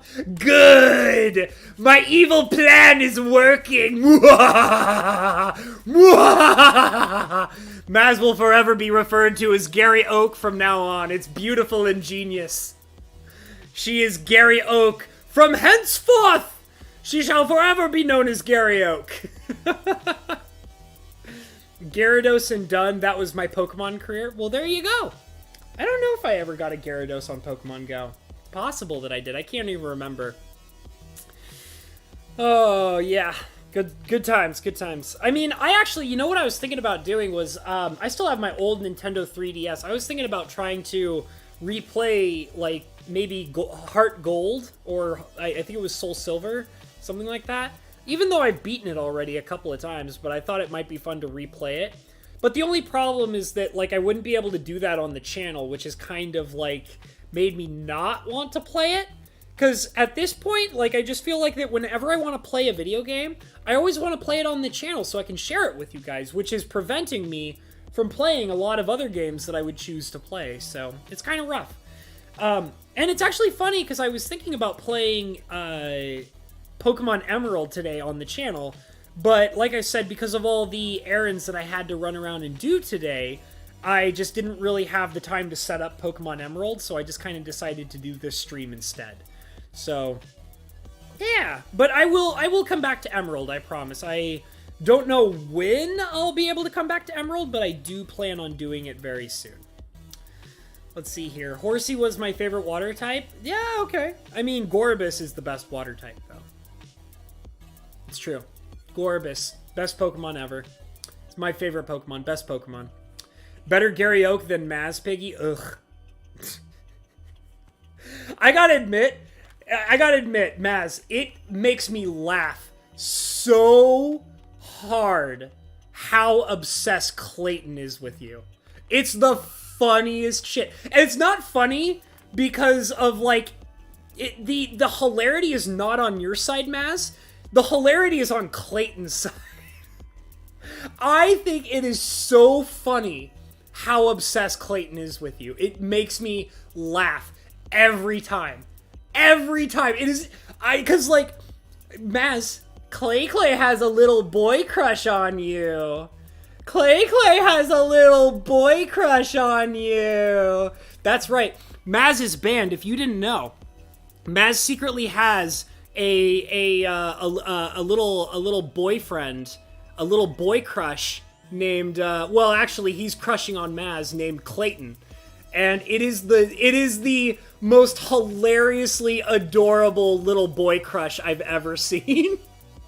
It's like, you know, like when, okay, so you know how, like, like little kids in elementary school, like, you know how, like, little kids in elementary school, when a little boy has a crush on a little girl, they will, like, go and, like, make fun of that little girl, or they'll, like, bully the little girl, or pick on the little girl, and that's, like, a sign that that little boy in elementary school has a major crush on that little girl, right?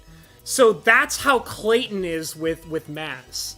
Clayton has this little elementary boy school crush on Maz, and he does it by, like, doing these really, like, elementary school style bully insulting, you know, comments towards Maz. It is the funniest and hilariously adorable shit I've ever seen. It's like, no joke, go, like, guys, like, Maz is banned. When, you know how, like, you've probably been into the Magic Historian streams, like, Maz goes into the Magic Historian streams and, like, hangs out in those streams. So, like, every once in a while, you'll see a guy with a blue wrench tag like Maz, named Clayton Carroll Q, or something like that, like Clayton Carroll or something like that. And the first thing he always says to Maz in every single stream is, quote unquote, hugs Maz Piggy, and then shows, like, a picture of, like, he does the emoticon for a pig face, and like does, like, a blushing smile, and tries to make, like a hugging emoticon. And it is the most hilariously elementary, like, crushing shit I've ever seen. It is so hilariously adorable. Like, no joke. It's like watching, like, a little elementary boy, you know, bully an elementary girl in elementary school. It is the most hilariously adorable shit I've ever seen. And I love it! I love it! It's so funny. It is the funniest freaking thing. And the best part is that every once in a while somebody, like somebody will get brave, and, like, somebody will get really brave and then make fun of him about it. And then he gets really upset, and if they have, like, a gray name, he'll just, like, he'll like, delete their message or time them out. It is so hilarious, because he gets all upset about it. So then what'll happen is whenever I see that shit, so I have a blue wrench in that same stream, so, like, I'll go in and I'll make fun of him about it, and I'll be like, yeah, what's up, bitch? I can make fun of you about it, and you can't time me out because I'm a wrench just like you. What's up, motherfucker? I love making... I mean, don't get me wrong, okay? In all seriousness, I love Clayton. He's a great dude. He's... at heart, at his core, he's a good dude. He really is. But, man, he does the funniest, freaking, like, most adorable, cringy shit I've ever seen in my entire life. It's so funny. I love that man. He's great. Like... I do like him as a person. He's a genuinely good dude. But, man, I love making fun of him. It is... Because, like, he does it to me, too. He likes to make fun of me, too. Not as good as I can make fun of him, but... It's so freaking hilarious. I love it. Oh my god, Maz is embarrassed by Clayton.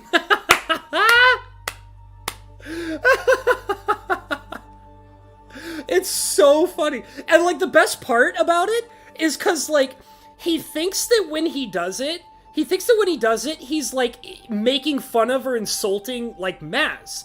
But, like, the best part about it is he doesn't realize how unintentionally he's embarrassing himself by doing it. It's the best! He's like, haha, yeah, Maz Piggy, I got her! And it's like, no, dude. No, you have no idea what you're doing to yourself right now. You have no idea. Like, nobody takes you seriously, and nobody thinks you got Maz, like, at all. But the funniest thing is that everybody knows that he has the most hilariously adorable elementary school crush on Maz. It is so funny. It is so funny! And like I said, when people call him out on it, like, he gets mad. He gets so mad. He gets so mean mad. It's the funniest shit. It is the funniest shit. I love him. Love that man. Oh. man. And Zoo feels bad for Maz. Zoo, don't feel bad for Maz. Don't feel bad for her. She deserves it. Oh my god. There are some people that I actually really adore in perp streams. Clayton and Maz are definitely people that I truly, truly adore in perp streams for sure. Because the conversations they have are the funniest shit. The funniest shit. Some other people that I absolutely love talking with all the time, like, is, I love Thoth Phoenix. Like, Thoth Phoenix is hands down one of my favorite people that hangs out in the Magic Historian streams. I love that man. Like, I secretly have a crush on that man. I love Thoth Phoenix. And, like, he says the funny, like, oh my god, it's because me and him have such a long history together of hanging out in perp streams. Like, some of the shit that me and him used to get away with back in the, like, early days of hanging out with perp, back when he had, like, around, like, 1,000 subscribers or whatever, me and Thoth used to get away with really bad shit in perp streams. Back before perp blew the hell up. But, oh my god, I love that man. He's so great. And then Lettuce is another man that I'm absolutely in love with when it comes to hanging out with another blue wrench in the Magic Historian streams. I love Lettuce. Like, I know that there's some people who don't get along with Lettuce, but I'm so in love with that man. He's the funniest son of a bitch ever. I love him. There's just some people that I truly, truly adore in the Magic Historian streams. And a lot of them come around here too as well, which is really, really nice. Not all of them, but a bunch of them do like to come in here and hang out with me, which is great. Maz says, mess with fire, CC, you get burned. Well, it's okay. He barely ever hangs out in my streams anyway. He likes to pretend that he comes and hangs out in my streams. He doesn't give two shits about my streams. Like, no. Dude, in all seriousness, Clayton, if you're watching this right now, like, whether... I assume he's not here in the live stream, so, Clayton, if you are watching this on the backlog, I dare you to leave a comment in the backlog comment section. Go down below, Mr. Clayton Carroll. If you are here watching this stream on the backlog, go down into the comments, leave, like, the best comeback you could possibly think of down in the comments below, and I'll give you some mad respect, or I'll just make fun of you even harder. Which I probably will do. I'll probably just make fun of you even harder. Sometimes me and Clayton really go at each other's throats, too. Like, it's all in good fun. I promise you. I have never, in all seriousness, there have been a couple of times where I've been, like, disappointed in Clayton. He's done a couple of things that really disappointed me a couple times, but I have never been genuinely mad at him, ever. I love Clayton. I think he's a great dude. But I've never been actually mad at him about anything, ever. Like, I think he's a great guy. But I'll talk mad shit about him any day. Because that's the kind of friend he is. He's the guy that you love talking mad shit about, and you'll do it to his face, too. Like, because that's, like, he does it to me all the time. Like, Clayton loves, like, when me and him are in perp streams, me and him will talk mad shit at each other. Like, absolutely. No stopping one another. Like, absolutely not. We will absolutely destroy each other in the chat log, but it's always in good fun. Always. DLG says, I'm the agent of chaos. I am. I can be. I've been really in a trolly kind of mood lately. I've been trolling a lot. I've been saying, like, my favorite thing is going into Magic streams and talking shit about Magic. I've even had a couple of people that were just be like, they know I'm trolling, but they're like, yo, bro, you are triggering me so hard right now. I love doing that. That's my favorite thing to do, because, like, all the people that I hang out with are Magic fans. But I hate Magic. Like, I hate Magic the Gathering at this point. I really do. So, like, I go and hang out in Magic streams because I'm part of all these Magic communities. And then I just go into the chat log and I'll just type out the maddest, like, shit ever about Magic. And I literally do it because I want people to say things back to me. And it's so funny because I know that people try to ignore me as hard as they can. It's the funniest damn shit ever. I love it. Oh, man. But he don't know that I'm married. Oh, Maz, he probably knows. He just doesn't care. Listen to Maz acting like being married means that, like, you're not available.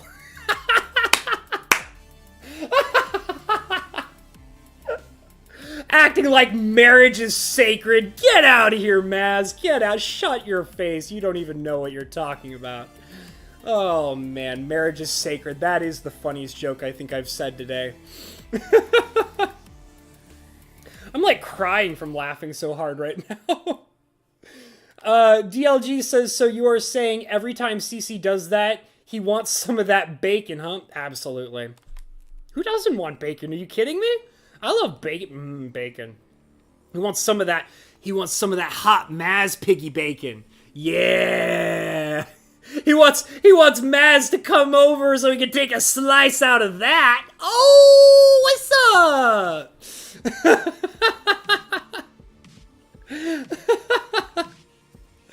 Oh my god. He wants a slice of that Maz piggy. That's what he wants. Zeus says this just keeps getting better in the hilarity. I'm dying over here, man. You guys are making me laugh so hard. Maz says he can be a CU cuckold and watch what a real man does. That wouldn't surprise me. I would, like, legitimate. I mean, I feel kind of bad for saying that he'd be a cuckold, but I mean, it's not. I'm not gonna say it's out of the realm of possibility. I'm not gonna accuse him, but I'm not gonna say it's. Here's what it should be. It's improbable, not impossible.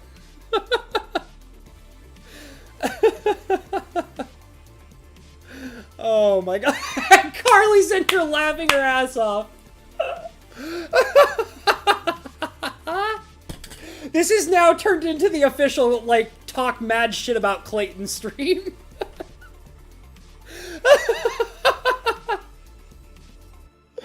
Oh man, I'm dying of laughter.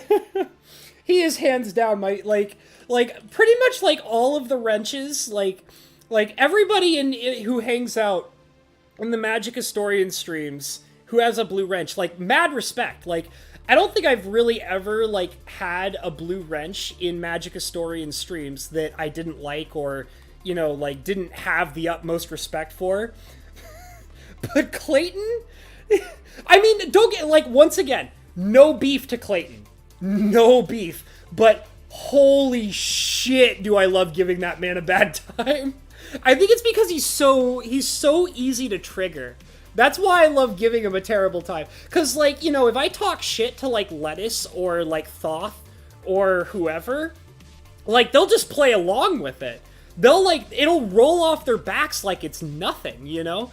But, like, when it comes to Clayton, oh, man, he just wants to put his fists, he just wants to put his fists up and he wants to duke it out, baby. That's what Clayton wants. That's what he wants. He wants to duke it out every time. And that's why I love him. I love that man because he reacts that way. It's the freaking best. It's the best. It's like, you know, I love doing stuff like that. I love doing that. And, like, the way to feed me is to, like, you know, I'm a troll. I want to be fed. And, you know, when I'm dealing with Lettuce or Thoth or, you know, like, any of those other guys, like, they know what I'm doing. They ain't feeding me. They ain't full. Like, I mean, they'll have fun with it, sure, but they ain't feeding a troll like me. Clayton, man, he will wholeheartedly. He'll pull out the T-bone steak. He'll fry it up. He'll put on some Worcestershire and some peppercorns, give me a little bit of horseradish on the side, put it on the nicest damn plate, and he'll just set it out for me to eat like the troll that I am. I'll slice that T-bone right down into the gristle, man. Like, that's what Clayton does for me every single freaking time, and goddamn do I love it. I frickin' love it. Oh my god. I love giving that man a bad time. There's only one other person that I can think of that I love giving a bad time, but it's not the same as Clayton. And that's like I said, once again, when I talk about these people, I don't hate them. There's no beef. I think they're great people. Like, in fact, if I didn't like them, I wouldn't be talking about them in this way. But the other guy who I also love dicking around with is Dick Forrest. Mr. Richard Forrest. And I love that man! I love him! I love fucking with that guy. He's the best. Because, like, unlike Clayton. See, Clayton will, like, get angry and, like, want to duke it out with you. But, like, Forrest will just be, Dick Forrest, Mr. Richard Forrest, he will think that you're always 100% on the level with him. He will take you so brutally seriously. He will and the thing, is because you can say the most preposterous bullshit to that man, and he won't necessarily agree with you, but he will think that you're being 100% honest with him. And I love it! I love the fact that he does that. It's the best shit ever. Because you can be totally, you can even try to, go further with it. Like, you just want to keep being more and more preposterous with him because he doesn't realize that you're fucking with him. It's the best! Oh, man. I actually wish that Dick Forrest would come out and hang out on my channel. I would love to talk with that guy more. He's so cool. I mean, despite how many times I've fucked with that guy, I love him. He's so great. I'm so glad that he hangs out on the Magic Historian channel and he has a wrench. He's such a cool dude. I love him. But just like I said, Clayton will fight you about stuff, but Richard Forrest will just think that you're 100% always on the level with him, and it is so classic. It is so amazing. I love him. I love that man so much. Oh god, I love hanging out on the Magic Historian's channel. He's so great. There's so many cool people that hang out with the Magic Historian. That's why, I don't care. Even if I were to someday take all my Magic cards and burn them down and just never involve myself with Magic the Gathering ever again at all in the slightest, I will never be able to quit the Magic Historian's channel. I love my catcher. I love the community he's built. I love the majority of the people that hang out on his channel, especially in the live streams. I love the people that come out and hang out in the Magic Historian's live streams. They're the greatest frickin' people I've ever, known on YouTube. I've never been part of a more amazing community on YouTube in my entire life. Hands down. No community will ever be able to replace the absolutely spectacular community that the Magic Historian has created for himself. I love every single one of them, and I could never hate on them. I don't think I think the only people that I've never liked on the Magic Historian's channel are people that have been banned. So, I don't even, know anybody by name, and I've never had to bother with any of them, you know what I mean? So, it's whatever. Oh, Jesus. Alright, I gotta catch up on the chat log. God, my voice is, my voice is scratchy from laughing so hard. DLG says, really? The spicy one has been in a trolling mood? I couldn't tell. Yeah, DLG, you've definitely been keeping up with a lot of my antics lately, haven't you, buddy? Maz says, I've been ignoring CC lately when he mentions Piggy. Yeah, I mean, he's never going to give up on that. You know that, right? He's never going to give up on that. Magic Historian says, stop, my ears are burning. I can only get so erect. Thanks for being here, Magic Historian. I love you, bro. I love you and your community and your channel, homie. I may not like Magic, but man, Magic Historian, why can't I quit you? Why can't I quit you? Oh, man. Zeus says Habs needs a troll version of him in fan art. That would be rad as hell. Just like my fan, like have you ever seen that classic meme that says "Don't feed the trolls" and it shows like a picture of a green troll and like somebody's handing him a pie with like a cross through it or whatever? Just like plant my face on that troll and there you go. There's your meme right there. Zeus says I suck at art, so somebody pick this up, please. I don't know. Maybe someday. Y'all need to be making fan art of me, man. What are you doing?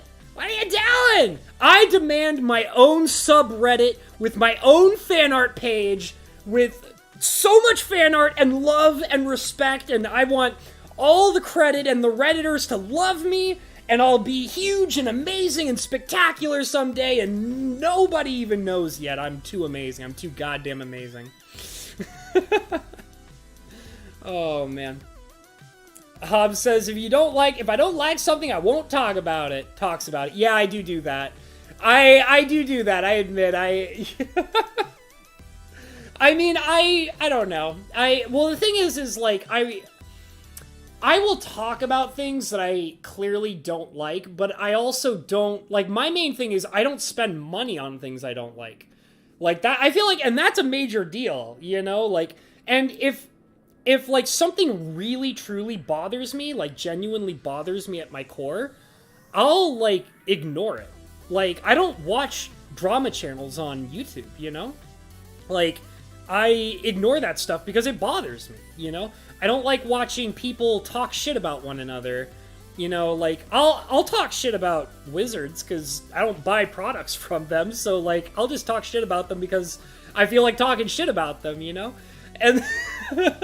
But I mean, a lot of the time when I talk crap on something, like, I'll usually do it out of humor a lot of the time. Like, I mean, I'll also do it out of concern. Like, I've definitely talked a few times about, like, how, like, you know, I get really bothered that people will be upset about something and then, you know, spend money on it.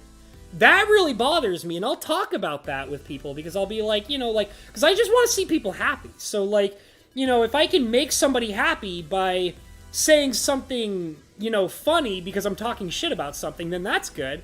And if I can make somebody happy by simply just telling people to, you know, not spend money on things that make them unhappy, then that's good too. You know what I'm saying? So, I mostly just, you know, when I talk shit, a lot of the time it's just because I'm doing it out of fun. Like, I never want to I never want to actually hurt people's feelings, you know? I'm very much against, like, you know, like, if I have a problem with somebody, I usually confront them about it. Like, and I even have some pretty not so great stories about just coming up to somebody's face and being like, hey, like, I think it's really shitty that you're doing this shitty thing, and I would really prefer you to stop doing that shitty thing, because otherwise you'll be a shitty person, you know?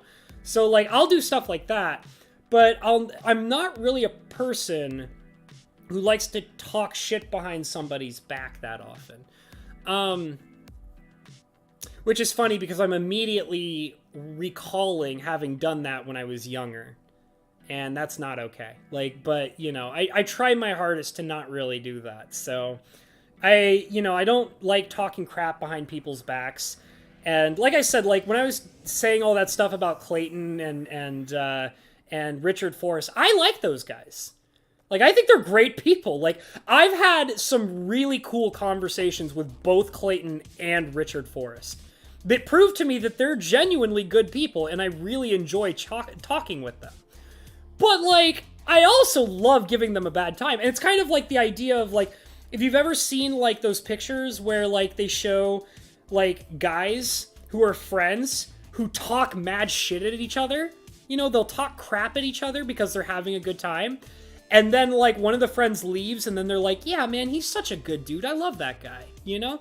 That's how I feel about those guys. Like, I'll talk mad shit about them to their faces because we're friends, you know? But, like, I don't hate them. Like, they're awesome people. Like, I've seen Clayton do some incredibly kind, nice things to many different people. He's even come out on my channel a couple of times just to hang out and be a chill dude. Like, he's been in my, like, when my channel was really small, like, under 100 subscribers, and I was doing painting streams, Clayton used to come out to my streams quite frequently. And he used to come out and he used to give me words of encouragement, and he used to be really cool and nice and supportive. And that was in the really early stages of my channel, before I was kind of turning into what I am now, you know? And, like, because Clayton's a good dude. Like, legitimately, Clayton is a legitimately good person. And he likes to support people that he likes. And me and Clayton, we get along great. I love the guy. And, like, you know, Richard Forrest, I don't think he's really hung out on my channel that much. I feel like maybe he's come by a couple times, but I can't quite recall. But, I mean, I've had some good conversations with him on the Magic Historians channel. He's a good dude, too. Like, I mean, I love making fun of him and having a good time with him, sure. But, like, he's a good dude. Like, he is. Like, and the thing is, too, is that, like, you know, if, like, some random, you know, newbie comes into, like, the Magic Historians channel and starts talking, you know, mad bullshit about Clayton or Richard Forrest, I'll frickin', you know, yell at them and time them out. Because nobody talks to Clayton or Richard that way. Because they're my homies. And we all, like, all us wrenches, we all got each other's backs, you know? Like, we're all good dudes, we all support each other, and we know that we're not bad people.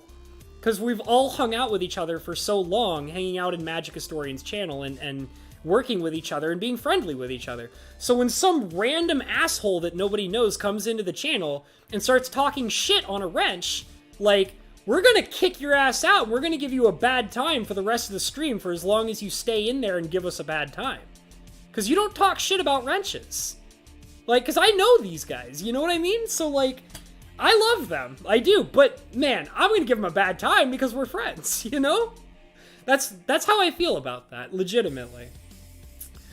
All right, let me catch up on the chat log. I am going to have to end it here pretty soon. People are dying and laughing, I can clearly say. I'm glad you guys are having such a good time. DLG said, oh, well, Magic Historian calls me Brokeback and Arrow. Bro, I'll fight ya. Actually, no, I won't. My imaginary girlfriend says I'm super hot and you suck. DLG says, Mr. Habanero, you don't have a relative named Reynold, do you? I know, random question. No, I don't. I don't think I have a relative named Reynold. I mean, maybe I do. Maybe I have, like, a long-lost brother, twin brother, and we were separated at birth named Reynold. Zoo says, who doesn't have a relative named Reynold? I might. Maybe I do. I don't know. Reynold, if you're in the chat log, please respond. Also, leave a comment, like the stream, subscribe, and hit that notification bell. Thank you, Reynold. If your name is Reynold and you're watching this, you have to like, comment, and subscribe, and hit the notification bell. I require it and demand it. All right. Rather, what's up, Bratato? Oh, hiya, it's still spicy time. I'm back with food and cat foods. You have food and cat food? Are you going to eat all of it by yourself? It's not nice to the cats, man. Did you crack open the mail? I did. I got from Mr. Fijuk, I got a Pokemon pack, Sword and Shield Vivid Voltage. And I'll be using it to do a short. It'll be great. Excited about that.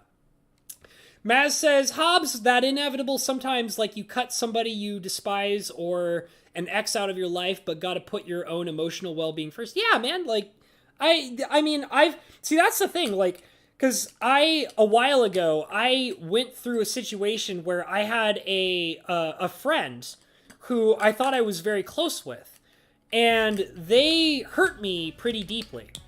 And the thing is that, like, you know, other than the fact that that was a thing that happened and I've mentioned it, I've never, like, I don't talk shit about that person. I don't, you know, talk about who they are. I don't talk about, you know, what they've done. You know, like, because that person's out of my life and I want nothing to do with them. You know? Like, I can acknowledge that they were a person in my life at one time. But, like, they're not a part of this, and I don't want them to be a part of this, and I don't want them to be a part of my life, so they're gone, and I don't care, and that's it, and that's the end of the story. But, like, you know, like, the people that I do care about, like, yeah, I'll talk shit about them because it's funny, and we talk shit about each other because that's the kind of friends we are, but, like, I don't hate them or dislike them, like, because if I hated them or disliked them, I wouldn't be talking about them, you know? Excuse me. Zeus says, siblings, you hate them till they round the corner. Yeah, I could see that. I mean, me and my sister, like, I adore my sister, and me and my sister have gotten along through the majority of our lives together. But then again, I think it's because there was such a large age gap between us, you know? So, and my sister has played a very major and important, crucial role throughout my life.